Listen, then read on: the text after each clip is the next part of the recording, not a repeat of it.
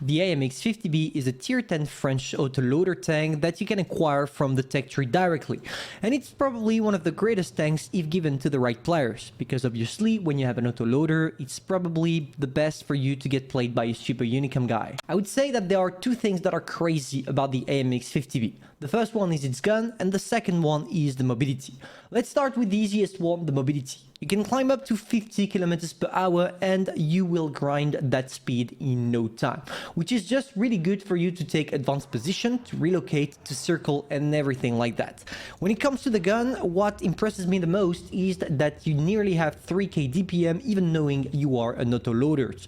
Usually autoloaders are known not to get the best DPM ever to compensate for the bursting abilities. But here Wargaming decided that not on the 50B. When it comes to all the statistics, everything seems perfect. 10 degrees of gun depression on that thing, 0.30 gun dispersion, which makes it one of the craziest accuracy in the game at tier 10 among the heavy tanks. And finally, the shell reload time, which is probably the only downside of the tank. 3 seconds between shells could seem quite a lot, because in order to burst all your shells, you will need 6 seconds. The total reload time is only 18.5 seconds.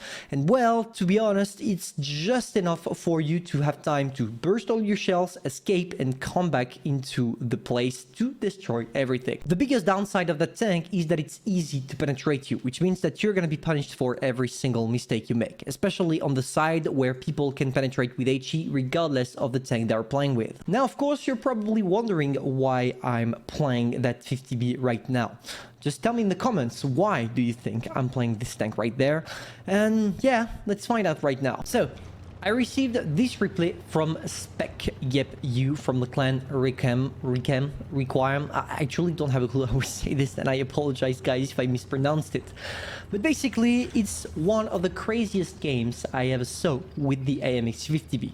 But before we jump into his playstyle, let's just talk a little bit about the regular playstyle, what you're supposed to do with the tank.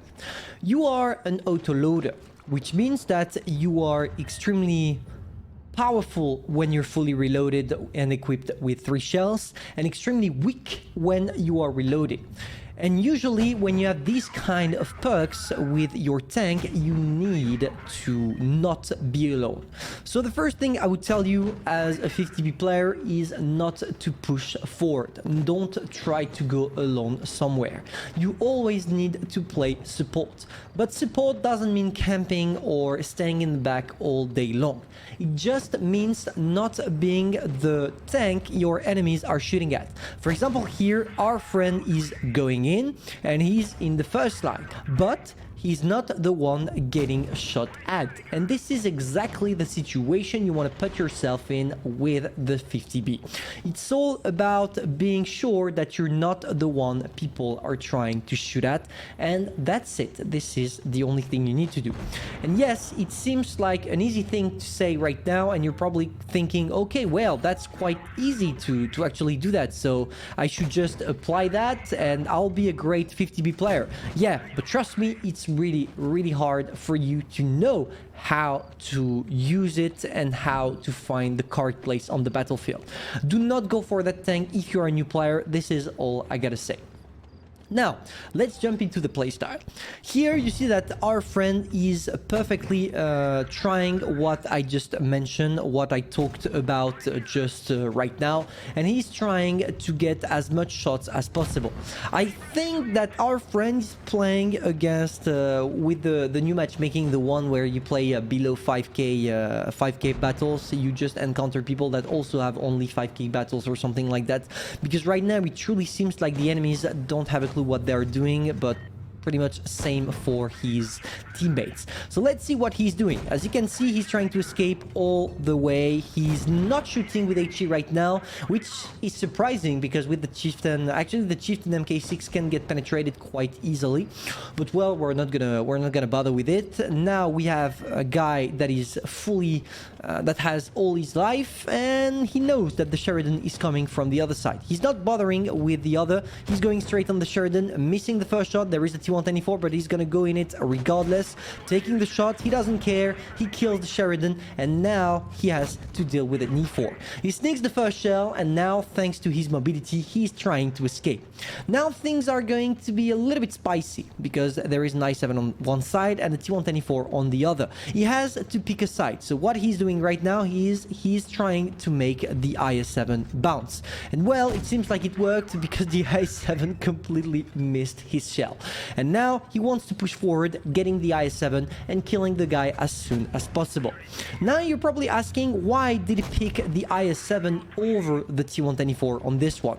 And the answer is quite simple: the alpha damage. Even if he takes a shot from the IS-7, it's not as bad as if he took a shot from the T124. And well, it's gonna help him quite a lot, because that IS-7 first doesn't know what he's doing, but most importantly, that T124 doesn't have the mobility to help the IS-7 in time. Now he reloads straight away. He knows he has the possibility of taking one shot from the T124 before dying, and also, as the T124 only has 180-degree turret traverse, he knows if he goes into his back, it's just over for him. So he's trying. He will probably go for a capture point right now, or maybe he will not. I don't have a clue. Maybe he's still camping. Okay, there we go. He sneaks a first shell, getting penetrated at the same time. He goes for a second one, a third one, bursting all his shells on that poor T124. Now all he has to do is play with the rock, and extremely well played, by the way, from Spec right there, because by going to that rock, he just condemned the T124. The T124 can't push, he knows it, but he has to be careful about one thing still. He doesn't know if the T124 is going to shoot with HE, because if he doesn't penetrate, it's over for our friend the 50B.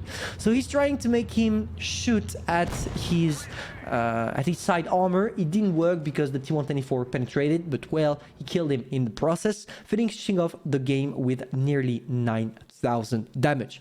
It was just impressive. You got lucky that you played against newbies. I feel like you must be under 5k battles, am I right? Oh no! Okay, my bad, Spec. I truly apologize on that. You just got lucky that you encountered some really big bots, but you played extremely well. And this is just awesome. Thank you for sending it to me. And well, guys, if you thought like me that this battle was crazy, just tell me in the comments. And personally, I'm gonna see you soon for a new video. But before we end it, keep in mind that it's extremely important for you not to go for the 50B if you are a new player. Keep it for when you will be experienced, because otherwise you're just gonna hate it. And well, it would be a shame. So yeah.